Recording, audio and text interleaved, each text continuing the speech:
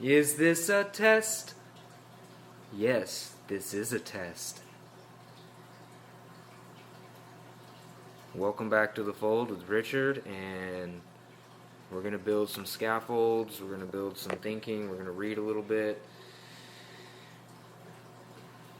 Again, we're very free flow format here. Lots of interesting sounds. You might be able to guess that sound. Some of you are quite profound.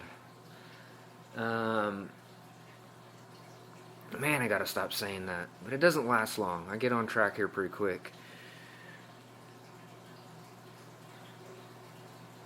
It might take me a minute to breathe into a conversation, so that's what I'm doing right now. I'm just taking a few centering breaths, and I invite the listeners to do the same.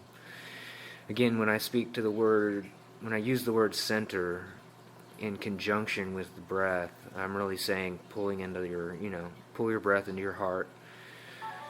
Ask your heart what it wants, what it needs, if there's some sort of intelligence that's trying to come through for you. And for me, when I get centered, there's a part of me that gets really mad and angry. I'm not happy with where the world is right now and what it looks like. We're talking to you Halloween 2020, and I'm I'm getting some bad vibes. I don't know what that means, but it's still pretty early in the day, and I haven't checked on my internets, so I don't really know what's going on in the world. I know there was an earthquake. I don't remember how to pronounce it. I don't know how to pronounce it. Imkir, somewhere near Greece, the Turkey region, I guess. And so my heart goes out to those people and anybody that's in the rescue efforts, of course. That's just, oh man, stuff like that just gets you, it deflates you a little bit. I need to learn some armor. I need to put some armor on. I can't look at the world affairs all that much anymore. I'm really kind of, as I've said before, I'm disengaging. I'm just doing something a little bit different right now. But I am connecting with a lot of people, writing a lot of emails, having a lot of phone calls, just getting I'm getting some support and some encouragement through this difficult time, and I'm trying to lend that encouragement to others as well.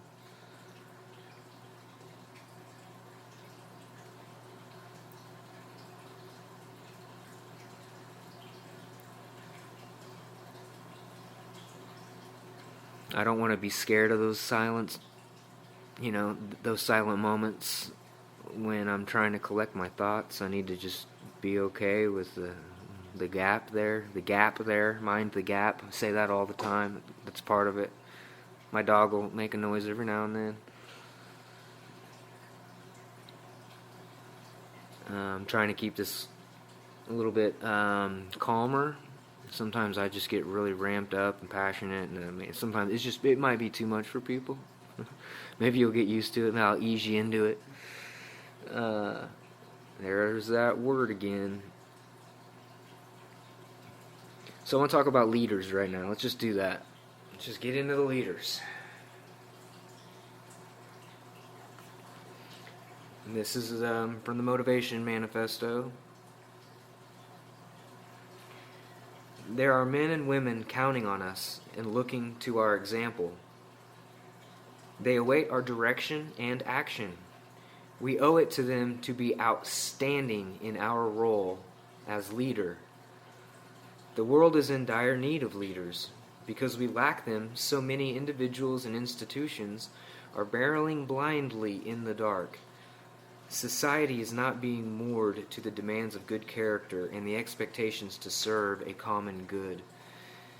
And so the world is intoxicated by greed, mad passions, and intolerance. Without leaders at the helm of humanity, what should be a joyous, collective ride toward hope, freedom, and abundance for all is instead a terrible, directionless drive with a spoiled brat, too ignorant and proud to ask for directions. A careening vehicle headed to catastrophe. We must begin again the great work of uplifting humanity.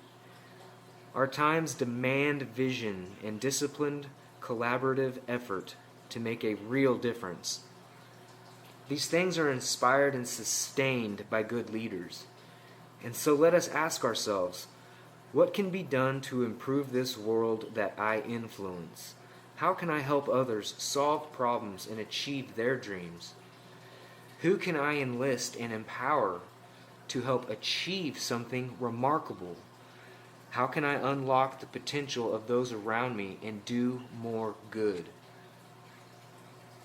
Perhaps if more people asked these kinds of questions, we could stop society's headlong drive into oblivion. Yet some of us fear taking a leadership role. But what is our excuse? In the final reckoning of our life's legacy, shall we explain to our Creator that He did not equip us well enough for the task? No.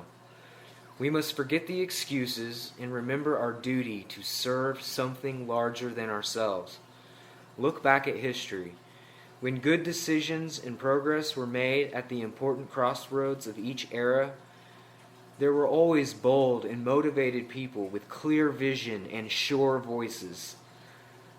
Let us be that for our generation. The call for leadership is all around. Let's not play deaf to the needs of the world at this moment of crisis. There are things to volunteer for that lend in our neighborhoods and communities. There are untapped sources of potential and power in our businesses. And so let us decide now to do our best to spot these areas of need, to uplift those around us, to unite people in meaningful struggle and service once more. For the betterment of our world, it is time to take charge once more.